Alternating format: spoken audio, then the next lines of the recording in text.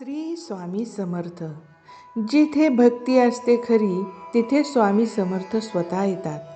ही कथा आहे श्रद्धेची आणि कृपेची, त्या अद्भुत क्षणाची. स्वामी समर्थाची कृपा, भक्ताच्या विश्वासाची कथा. एका छोट्या गावात भक्त विठ्ठलराव नावाचा माणूस राहत होता. तो रोज सकाळी जय जय स्वामी समर्थ, जय जय स्वामी समर्थ म्हणत उठायचा. पण एका दिवशी त्याच्या घरात मोठे संकट आले. मुलगा आजारी पडला, काम थांबले आणि मनावर काळोख दाटला. तो निराश होऊन मठात गेला आणि स्वामींच्या पादुकासमोर बसला. डोळ्यात पाणी, हृदयात फक्त एकच शब्द, स्वामी, आता तुम्हीच आधार.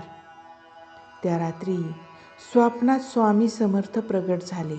ते म्हणाले, भक्ता, संकट हे श्रद्धेची परीक्षा असते. विश्वास ठेव, स्वामी समर्थ नेहमी पाठीशी आहेत.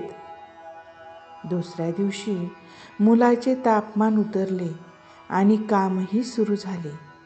विठ्ठलराव म्हणाले, स्वामी समर्थ, तुम्ही जिथे श्रद्धा आहे तिथेच प्रगट होतात. स्वामी समर्थ म्हणतात, भक्तावर संकट आले तरी मी सोडत नाही. विश्वास ठेवा, स्वामी समर्थ नेहमी आपल्या पाठीशी असतात. श्री स्वामी समर्थ, श्री स्वामी समर्थ.